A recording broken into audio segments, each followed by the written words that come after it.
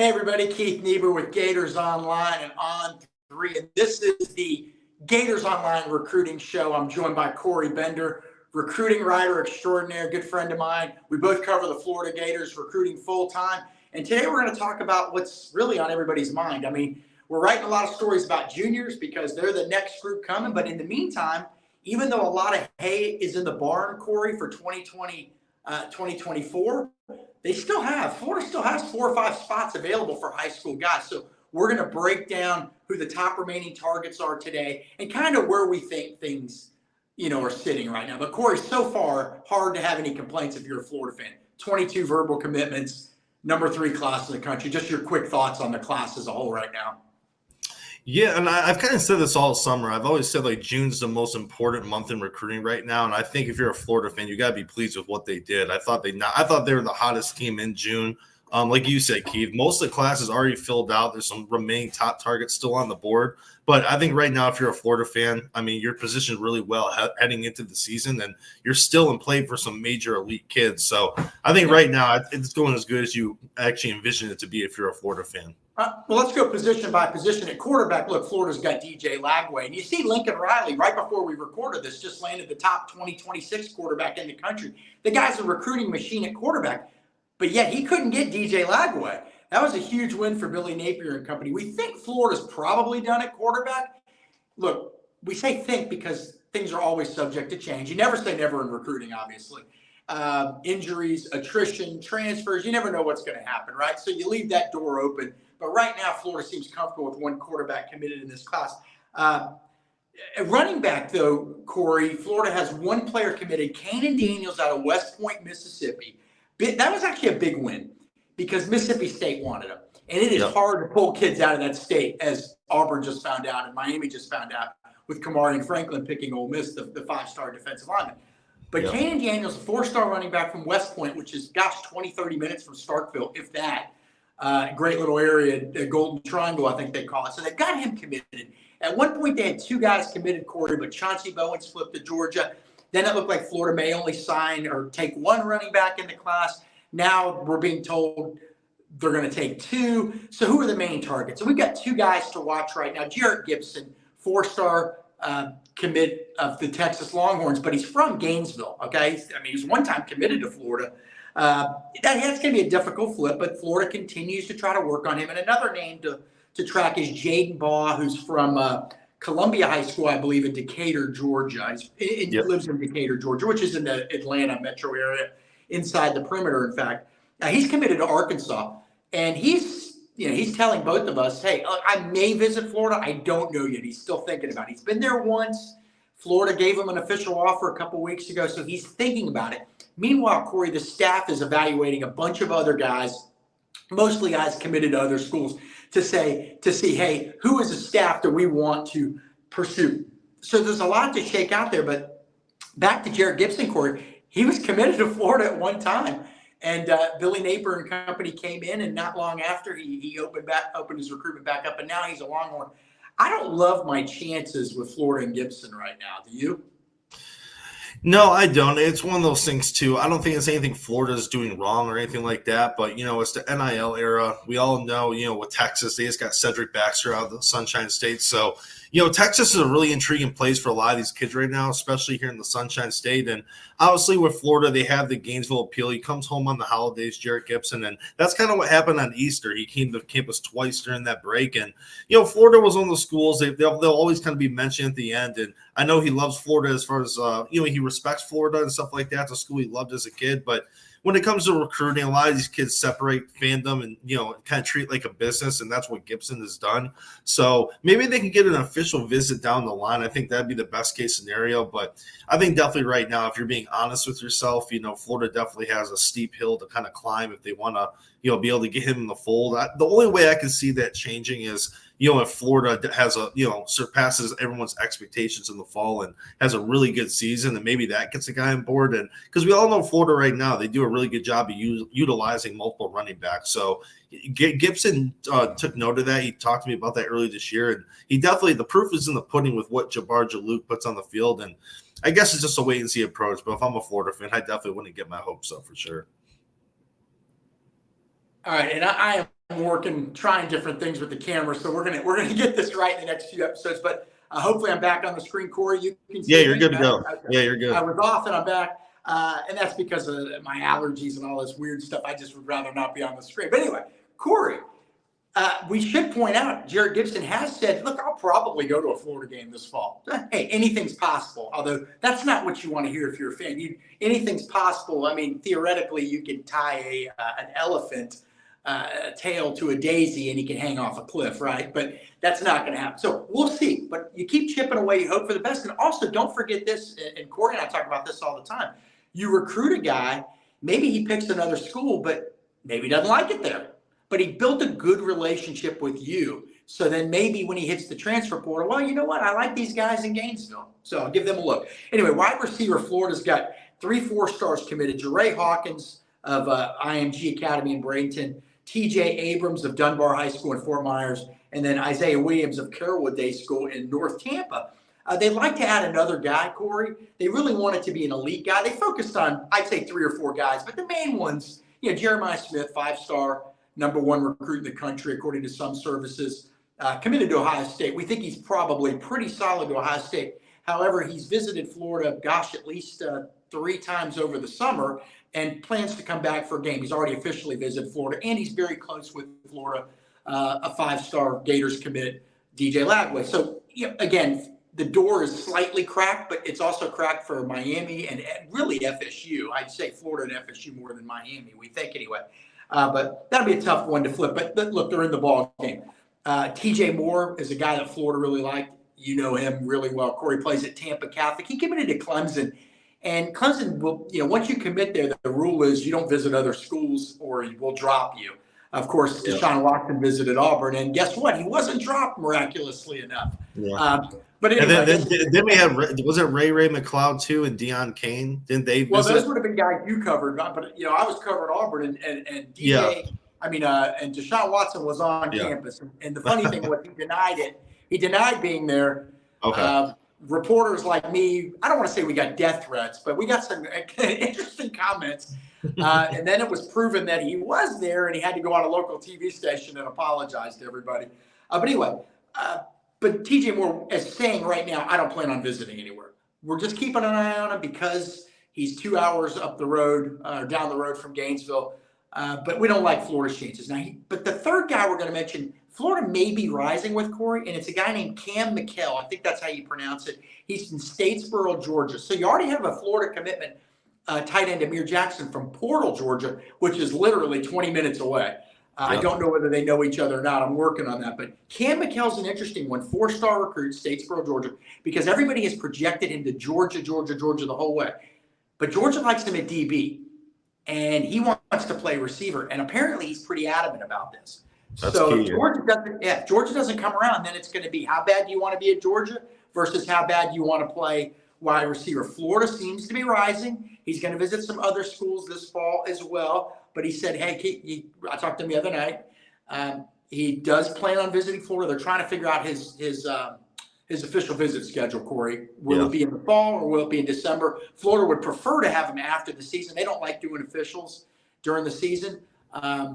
But even last cycle, no officials last cycle. And that's going to be the interesting part. Real quick, just to chime in, because I know some of the Tennessee games coming up in September. I know people have circled that date as, hey, maybe Florida gets a lot of, some of those remaining OVs get on my campus that weekend. But like you said, Keith, like I said, Florida would prefer to kind of have more time with these kids after the season. And especially with these priority kids, we only have a handful left. You want to spend as much one-on-one time with these kids as possible. Yeah, and it makes sense. Sorry, Corey, I cut you off. It makes sense.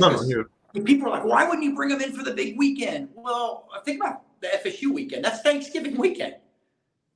There's a lot going on. Then also Tennessee, huge game, right?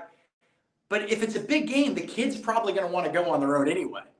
You don't need to bring him in for an official visit. And obviously, like you said, look, Florida, where does Florida stay at? Whatever hotel they stay at these days, they're busy. They're doing stuff Friday. The hay's in the barn. I love using that term. The plays are done. They're not like drawing up plays Friday night on the chalkboard for the game that's Saturday. That's all done. But there's team meetings, team bonding, togetherness, all that stuff. Coaches don't have a ton of time for recruits. Then you've got before the game, sure, but if it's a big game, Where do you want Billy Napier's attention focused? And then after the game, you have some time. But then Sunday morning, you're on to the next game. I mean, those meetings from official visits sort of get in the way. All right, let's speed it up here. Tight end, Amir Jackson's committed. For now, Florida's probably done at tight end. On the offensive line, Florida has 4 guys committed. Fletcher Westfall, who just got invited to the All-American Bowl in San Antonio. Marcus Maskell, those 2 guys are – well, Westfall is definitely a tackle. I guess Maskell could play both, tackle or guard. Noel Portagen, I can't pronounce his name. That's my guy, man. I think he's going to be a good riser. I think he's going to rise this fall. Okay. And Mike Williams. So Westfall being the only 4-star, they'd like to add an elite tackle. Jordan Seaton's the guy, Corey. He's at Bradenton IMG Academy. Plans on officially visiting Florida. And again, we said that they don't like doing them in the fall, but sometimes you can't say no to a kid. Yeah. Right now, he plans on that kid. Yeah. That's right. Right. I mean, he's a top target. I mean, very well could move up to 5-star status. Corey, what can you tell us? What do you know about Jordan Seaton's recruitment? We know he's going to officially visit Florida, Alabama, Tennessee, South Carolina. How does Florida feel? Let's keep it to that. How does Florida feel about their chances with him? Yeah, Florida feels optimistic. I mean, they've been in the mix, since the spring. I think in the springtime, there was a lot of talk about Florida and Alabama. Alabama's the only school that got an OV over the summer. But, you and I, we talked about him quite a bit over at Gators Online. We put him in our early mock class just based off, with him going to IMG, he took officials over the summer. He took the 1. But he can't travel much in the fall, and I think that favors Florida a little bit. He'll be able to go over to Florida, not only just for an official. He knows people on that roster, Niebuhr, Harris, a lot of these guys that signed with Florida from IMG in previous cycles. So there's a chance they can get him for an unofficial as well. So I think right now Florida has to feel pretty good. The kid does have a jam-packed official visit schedule for the fall. He's the first kid I've seen with the new OV rule. It's like, hey, I'm going to take as many OVs as I can. Yeah. Stop me if you want, but that's the thing. What are the chances he's going to take all those visits? Especially being an IMG kid when you have an out-of-state schedule. I don't even know how it's possible. That's right. I mean, so if you're Florida, that would be one of those things where, okay, we don't like having official visitors early in the year, but if we wait till later in the year, we may never see this guy again. It's tough. There's always I don't want to say game of chicken, but, all right, defensive line, Corey, Florida's just, Nasir Johnson, 4-star. Kendall Jackson, 4-star. He can also play edge. Mekhi Barrow from Georgia, 3-star, but they literally beat Georgia in a head-to-head one-on-one battle. They'd like to add one more guy. There's no question about it.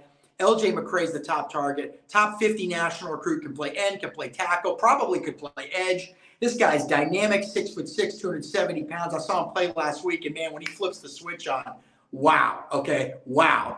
Took over a game. You got Florida, you got Auburn, you got Miami, you got Georgia, and you got Florida State. We think the 3 to watch are Florida, Georgia, and FSU. He's officially visited the Dogs and Gators. Will officially visit FSU on October 7th that weekend. His birthday's October 18th, and he says I'll probably have a decision sometime near after that. Corey, this is a guy that for a long time people have thought Florida was the favorite, but the competition's pretty stiff here, man.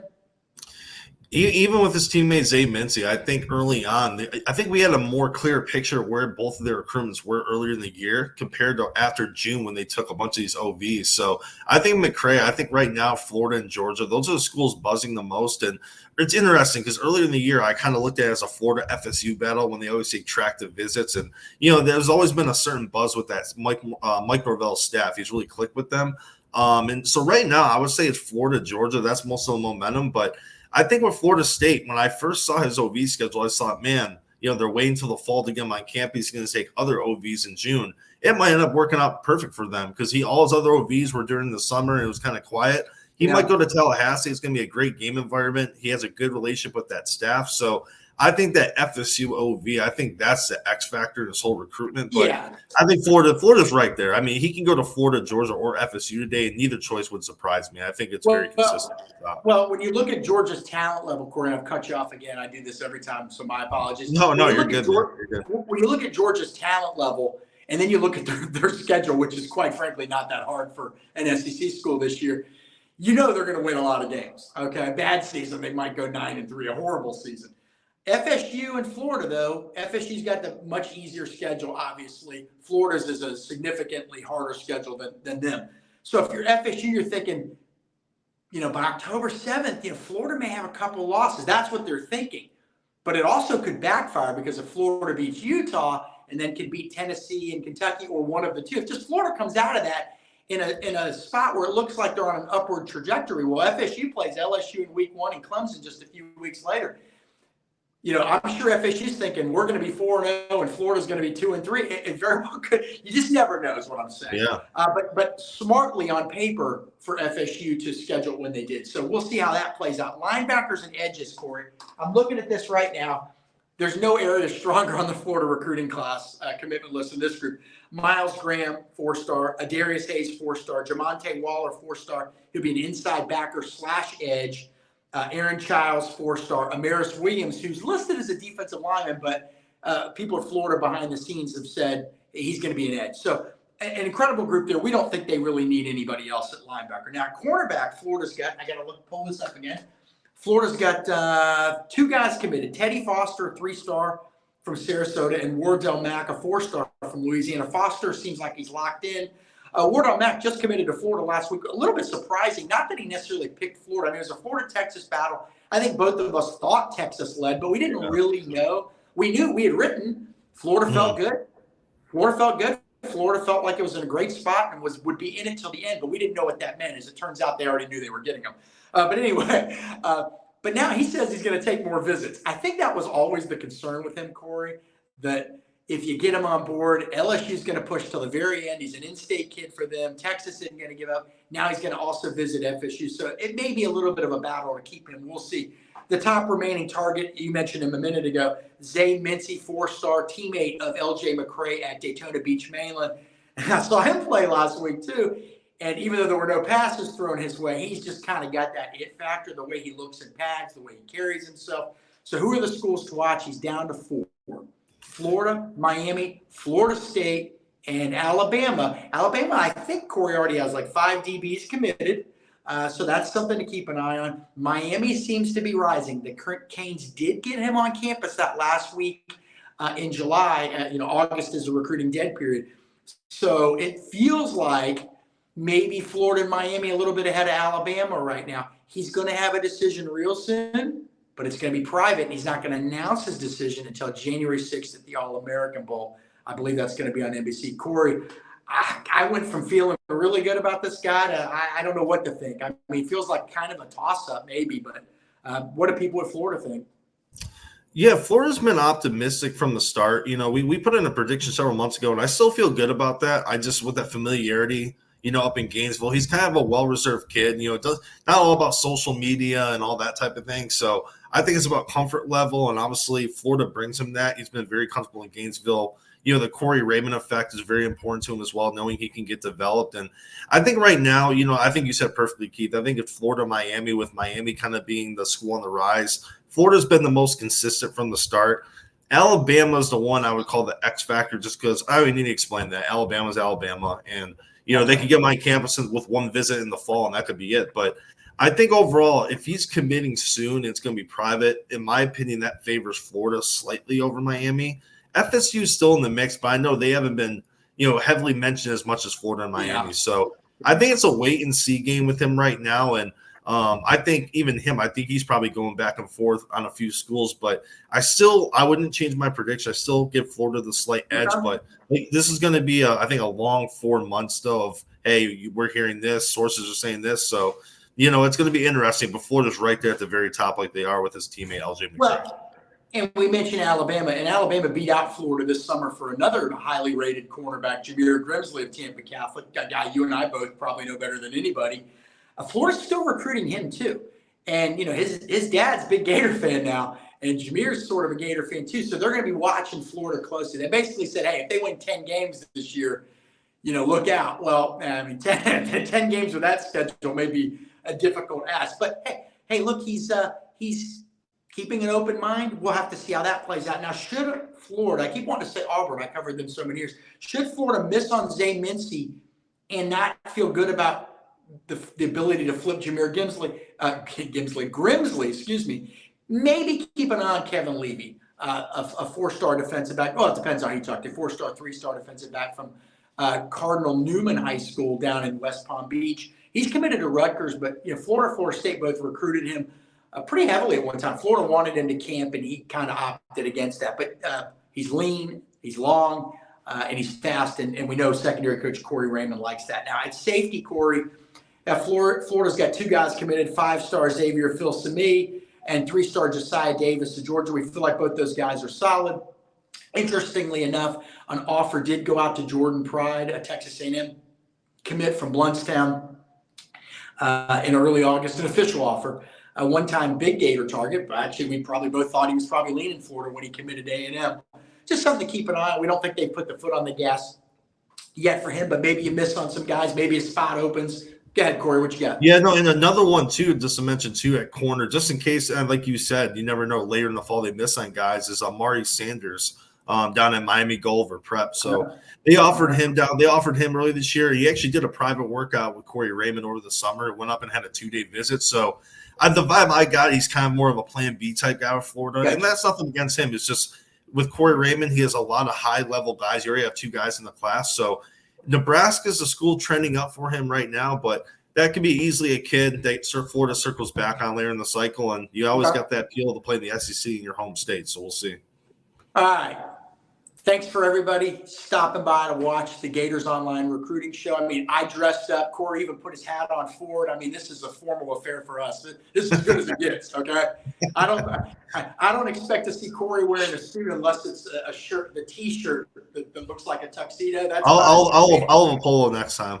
That's advanced as we're going to get, okay? But look, I'm right there with you, man. I'm wearing flip-flops and shorts here. But again, thank you, everybody, for stopping by. Make sure you you check out GatorsOnline.com right now. Basically, we used to have this special promo, Corey, $1 for 1 month got you in, and it was just here and there. It's kind of the thing now. We're just going to do this all the time. We want to get people in the door. We feel if they come on in, they're going to like what they see. We got plenty of recruiting stories, intel, overviews, what we call resets, resetting the board, big board looks. We got a lot of stuff. Plus, we got incredible team coverage from Zach Alberverdi and Nick Delatorre, 2 difficult last names to pronounce, and mine is too. But anyway, I was glad you're pronouncing the names, not me. I was glad you're pronouncing the names, not me. So I appreciate it. For Corey Bender, I'm Keith Niebuhr. This is the Gators Online Recruiting Show. Take care, everybody. Thanks for stopping by.